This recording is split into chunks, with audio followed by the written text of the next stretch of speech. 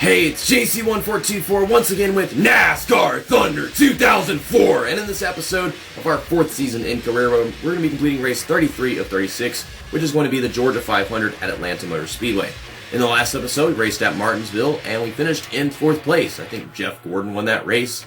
I could scroll all the way down to find out. But yeah, we had a one-lap shootout because I spun my car in the process of trying to get through lap traffic, went to the field. I didn't know if I was actually going to have a chance at winning the race, but they were going through lap traffic too. And then I just went all nuts on that final restart with 1 lap to go, seeing if maybe I could pass all 4 of the cars, or all 3 of the cars in front of me. But unfortunately, it did not happen. So Jeff Gordon gained on us. Now he's 32 behind us. Tony Stewart is 59 behind us, and I don't have to be that concerned about Dale Earnhardt Jr. And then not at all Kevin Harvick. I think mathematically it's not possible for him to win this championship now. It's down to me, Jeff Gordon, Tony Stewart, and Dale Earnhardt Jr. But I have to keep my eyes on Jeff Gordon, Tony Stewart the next few races. We have to finish in front of them literally every single time, because if they finish in front of us just once, that's enough for them to actually be gunning for us in the last 2 or 3 races. But yeah, I think we have 4 races to go right now, and we're going into this one to make it 3 to go. We got all these rivals because that was Martinsville that we raced at in the last episode. Let's try to catch up with Tony Stewart, make him a 100% ally again. We should be able to. But this is Atlanta, one of the toughest tracks in the game. You've really got to pass as many people as you can early on, and then I think before pit stops, if you're not in the lead or passing the leader or right behind him or whatever, you come off pit road and you always have a slow pit stop or slower pit stop than them. That's just natural. So this is what makes it so tough, is that they're just a bit stronger as a whole whenever it comes to the race. Using a regular paint scheme, and it's an orange and white car and the orange and white race logo. So I'm going to quick select 84 car rating, which should be good enough for us to win this race, or at least outrun Jeff Gordon. That's the main goal right here. Elliott Sadler starting the pole next to Kurt Busch. Once again, it's the Ford season. It's the season for the Fords. I don't know where Jeff Gordon and Dale Earnhardt Jr., Tony Stewart, them guys are going to be starting. We got a good run on the bottom already. Inside lane's checking up, and I'm on the apron. I can't get off the apron. My car's just turning all on its own at this point. Well, that ruined my good start to this race. But we can still pass some people going to 3. Or off of 4, maybe. I don't know. Why would I do that, though? I'm very capable of not oversteering, but going slower, so that's just what happens. Okay, well, in the second lap of the race, let's just pass a bunch of cars. Now, of course, it's one of those tracks where every now and then the field breaks up a bunch because, someone's getting loose in the straightaway and they do things like that. So we're just going to push really hard the next few laps, try to pass as many people as possible, be aggressive. I hit the 101 car. I'm trying to avoid Kevin Grove, who just blew up in front of me. Usually if someone does, it's way up ahead, and I catch them as they're pulling off the track. And this is still not as dumb as it was in New Hampshire. Freaking Ricky Rudd was blowing up at New Hampshire. That was with me and Dale, because we were having a collaborative project right there, him guest commentating the race. And I'm trying to pass Elliott Sadler, and then Ricky Rudd was on the track blowing up, driving slow as hell, and I had nowhere to go to pass Elliott Sadler. So I was already just stuck in that situation. Then Ricky Rudd wouldn't leave me alone. But in this case, it's just the guy blows up, and he's got to pull off the track. He's still going fast. But once they get out of the way of traffic, that's when they slow down. And if you're behind them, then they don't care about you. They just care about everybody else. Steve Park is running me into the grass. Cool. That's how you roll. So I finally got to the biggest chunk of the field. Everyone trying to block me and hold me up. And that leads to the field pulling away, because these guys are not really focused on holding people back. It's just the way things work out. I'm having a tendency of not letting off the gas enough at the moment. I'm not even sure if I'm going to finish the corner. Just maybe I'm not coming from the high side enough to dive in. I think I can't do that whenever I'm trying to pass people, because there'll be cars on my outside and whatever. Our car's a little bit tight, but it's nothing I can't work with. I've already passed freaking 20 cars after getting around Kenny Wallace right here, I think. Yeah, so we're making good progress.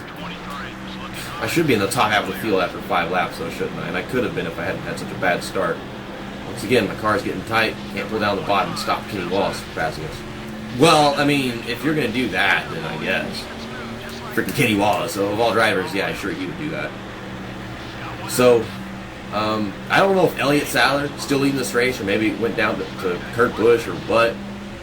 I don't know what Jeremy Mayfield's doing. I was going to go to his inside, but he was on the outside. And he went to commit to the bottom, and confusing me. But if Elliott Sadler's still leading this thing whenever I get up there, that's just cool. And I don't know what to think of what the other drivers. I have no idea where they started. But if they're not starting up front, that's just like one step closer. We don't be that concerned about it. Okay.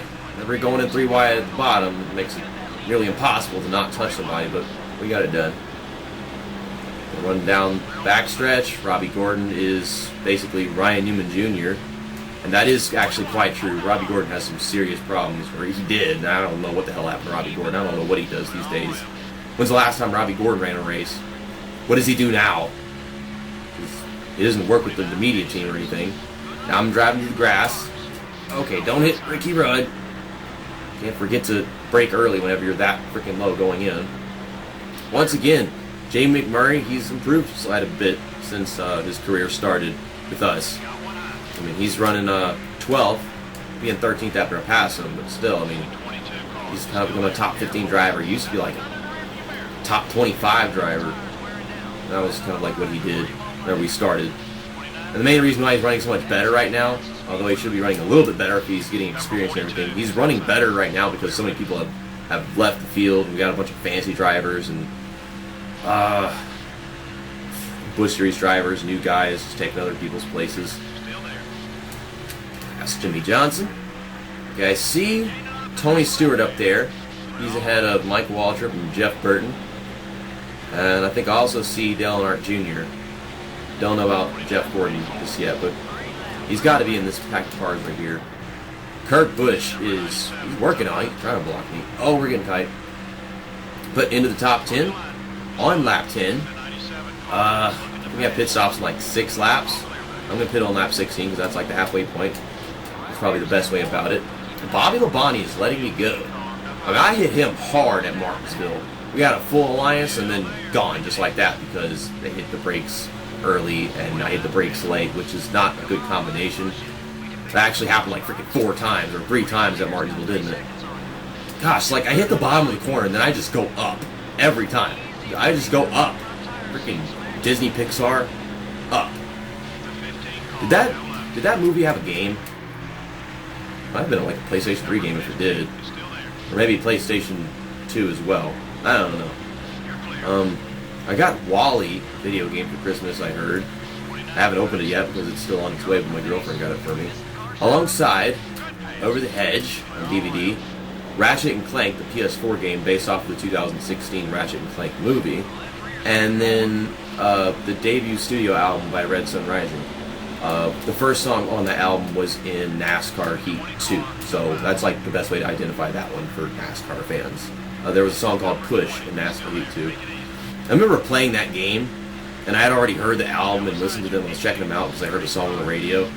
And then I got on NASCAR Heat 2, and I was like, they got Red Sun Rising in this game. Okay, I'm instantly more invested in them. I was hoping to have their song Veins in NASCAR Heat 3, because that was from their second album that had come out the same year as NASCAR Heat 3, and it would have been a perfect fit because it's, it's fast, full of adrenaline. It's kind of like Green Day or Shine Down, that kind of song.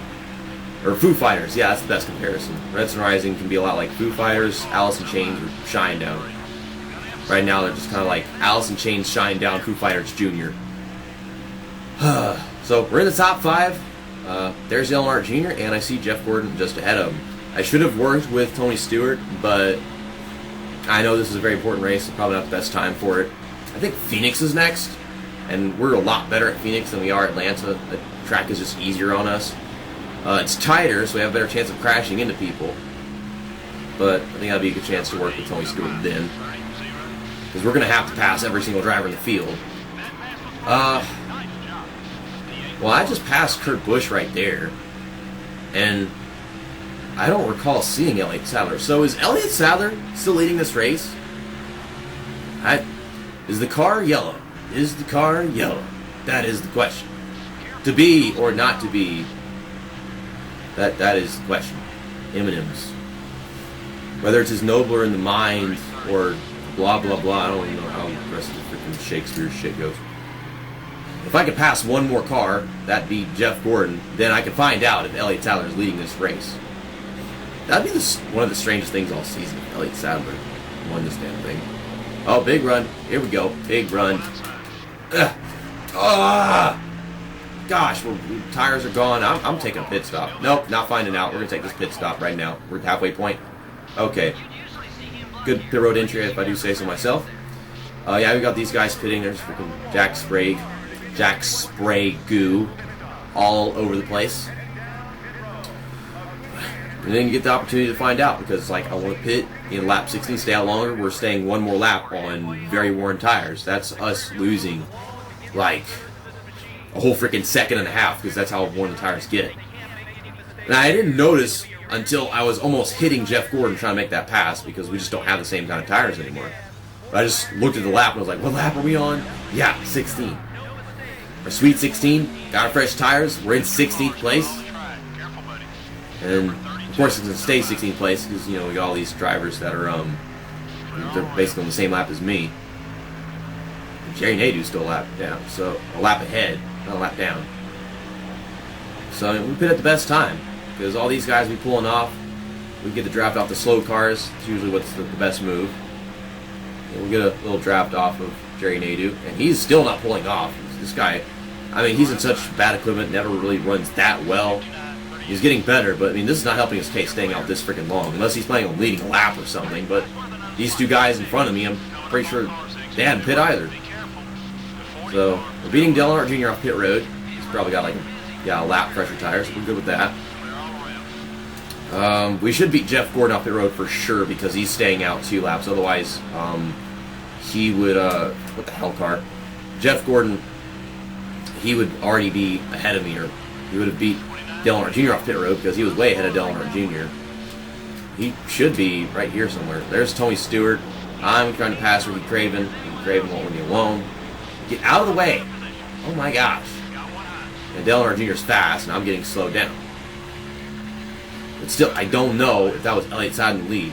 And you probably already do know, considering the fact that whether or not we already passed him. These days, I don't know who the hell's leading a race whenever it's not one of the regulars. I don't know when Elliott Sadler pitted either. Okay, so we're still beating Jeff Gordon off pit road. If he had taken his pit stop like a lap earlier, he probably would have beat me off pit road, considering the fact that we didn't beat him off by much, even though we pit like 2 or 3 laps before him. So we're in 4th. Dale Earnhardt Jr. is going to be my problem to the end of this freaking race. He is sticking with me, he's drafting me, and he's just waiting to pounce. So, one mistake within these laps winding down, and then he's got it. Ricky Craven? Well, I mean, I'm in 3rd now, so I guess we passed Ricky Craven. So whenever we come to the line next time, we're going to find out who is the leader. Yeah, Ricky Craven, he was on pit road or whatever, and it was saying, like, I was 4th to him. I see Kevin Harvick. That doesn't look like it's the same car in the lead anymore, though. It looks like it might be Bobby Labonte somehow in the lead right now. But I think we already passed Bobby Labonte, didn't we? No, it's Ryan Newman. I don't know what the hell happened to Elliott Sadler. But yeah, I saw Ryan Newman in front of me before pit stops. I don't know what's going on. I give up. I can't gain time on Kevin Harvick and Ryan Newman. Well, apparently, Kevin Harvick is now the leader. So, that's pretty cool. But I just can't get anywhere. Like, I can't close the gap. It's been 2.8 seconds, a freaking 10 laps straight. So there's no point. So I'm just going to work with Ron Hornaday, make Ron Hornaday fall in love with me, have Tony Stewart, Ron Hornaday be my lovers. I love Ron Hornaday. He's my favorite Truck Series driver of all time. Just ahead of Bobby Hamilton, who, rest in peace, died in like 2009 or something. Man, I'm just disappointed. Like, the car just wasn't good enough. Like, I pushed to the max. I can't go any faster than like 171, 172 in the corners. And I'll go wide, or I would just hold it to the bottom. And either way, like, we just gain some, we lose some. It's like, I don't feel like there's any perfect line for us to actually win this race. Then we do lap traffic, Ron Horry right here, and some other guy up there, but it's never good enough.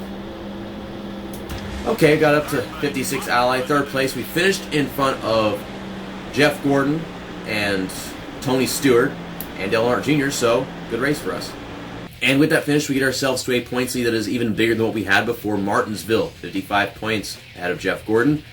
69 ahead of Tony Stewart, which I don't think is that much of a change, but with Dale Earnhardt Jr., I think I can say the same thing too. Kevin Harvick gains 20 points on this race, but it's just not going to happen. You can't do it. Dale Earnhardt Jr., maybe, if I blow up, and then Jeff Gordon, Tony Stewart, they managed to lose a bunch of ground on Dale Earnhardt Jr. too. I mean, I don't know the odds of that. I think Jr. can definitely gain on these two guys, but I don't know about gaining on me, because that's over a race right there in points. Or it's almost a full race, because it's like 185 is the most you can get in a race.